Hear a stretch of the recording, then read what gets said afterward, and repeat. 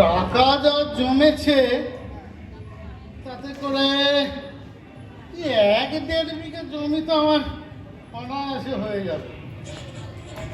হিসেব করে না লিখে রাখলে তো চলছে না।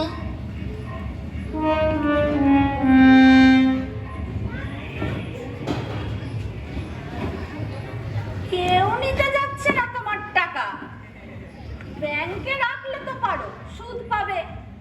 একেই বলে মেয়ে মানুষের বুদ্ধি। টাকাগুলো ব্যাংকে রাখি আর একটা পাসবই হাতে করে নিয়ে বসে থাকি। আচ্ছা, পাসবই ধুয়ে কি তুমি জলে খাবা? টাকা ধুয়ে কি জল খাবে? এই যে শোনো, বসো এখানে বসো। বলছি তোমার গায়ের গয়নাগুলো খুলে দাও তো। কেন? এগুলো তো আমার বাবার দেওয়া, এতেও লোক। ওই তো কটা গয়না, তা আমার বাবার দেওয়া শুনতে শুনতে তো কাজ করছে গেল। যে কটাই হোক দেবো না। ও তুমি তুমি বলছি দাও না গো, এক রাত্রির জন্য দাও, তারপরে তোমার গয়না আমি তোমাকেই কিনে দাও না গো। দাও দাও।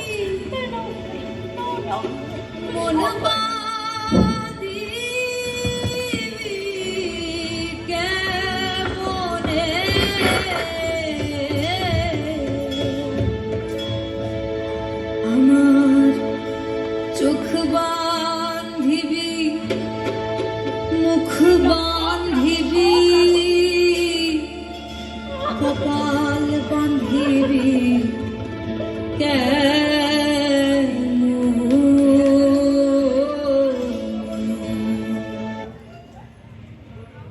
বাবা, কি ব্যাপার? তুই এই ঘরে সম্পত্তির ভাগ দিতে আসা হয়েছে? অনেক ভেবে স্থির করলাম যে এক রাতের ব্যাপার যখন, তখন সোনার তালটা আপনাকে দিয়েই যাই।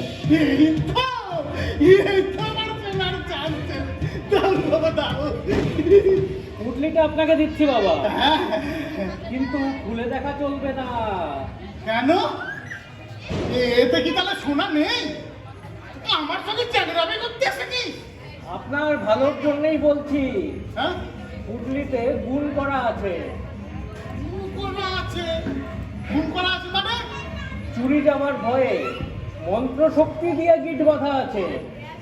আমি ছাড়া কেউ খুললে তৎক্ষণাৎ তার মৃত্যু অবধারিত।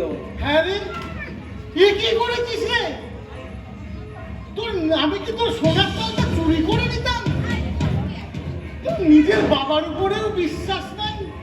আপনার উপর বিশ্বাস আছে বাবা, কিন্তু আরেকজনের উপর নেই।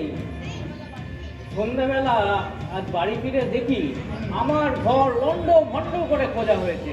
হ্যাঁ, তাই নাকি? আর কে কি খুঁজেছে তাও আমি জানি, তবে সেটা পাইনি। যা, বাচ্চা গেল। তাই আর দেরি না করে ওই শ্মশানে গিয়ে তান্ত্রিককে দিয়ে মন্ত্র শক্তি দিয়ে গুণ করিয়ে এনেছি। এটা আপনি ভুলবেন না ভুলেও বাবা, আর তাকেও খুলতে না করে দেবে। যতই হোক আমার মায়ের পেটের ভাই তো, সে ভুলে গেলেও আমি ভুলিনি। ঠিক আছে, চললাম। বাবা বাবা, তন্ন তন্ন করে খুঁজে এলাম, কোথাও নেই। তা এই ওস্তাদি কি তোমাকে কে করতে বলেছিল? আপনিই তো। তা পড়ান এসেছিল কেন? এই দেখ, সোনার তাল সে নিজে এসেই দিয়ে গেছে। সোনার তাল দিয়ে গেছে? হ্যাঁ। আমার তো বিশ্বাস হচ্ছে না। আপনি খুলে দেখেছেন? তারও তো তোমাকে বিশ্বাস হয়নি। তাই তোমার কুকীর্তির কথা টের পেয়ে সে তান্ত্রিকের কাছে গিয়ে গুণ পরিয়ে গিট বেঁধে এনেছে। সে ছাড়া অন্য যদি কেউ খোলে তৎক্ষণাৎ তার অবদারিত। এসব বুঝবি বাবা, আপনি ওকে একদম বিশ্বাস করবেন না। তার মানে কি বলতে চাও? তোমার দড়ি বাবাও বুঝবুকি করেন? তা কেন হবে? তুমি তো এসে খবরটা দিলে কিনা যে তিনি কাল এই গ্রাম ছেড়ে চলে যাবেন। তার আগে আমাদের ঘরে যত সোনা দানা টাকা পয়সা সব পুটুলিতে বেঁধে তার কাছে আজ রাত্রে দিয়ে দিল। আচ্ছা রতন, এইটা তোমার কোনো ষড়যন্ত্র নয় তো? বাবা, আমি আমাকে অবিশ্বাস করছেন করুন, তারপরে নিজের চোখকে অবিশ্বাস করছেন। দেখলেন না সেদিন কেমন 100 টাকা 200 টাকা হয়ে গেল। আমি তো চোখ বন্ধ করেই রেখেছিলাম। চোখ যে তোমার খোলা ছিল সেটা ভুলে যাওনি নিশ্চয়? বাবা, আপনি আপনার ছোট ছেলেকে বেশি ভালোবাসেন, আর আমি সারাক্ষণ আপনার কিসে ভালো হয় সেই চিন্তা করেই মরছি। আর এখন আমি খারাপ হলাম। থাক, আর কথা বাড়িয়ে লাভ নাই।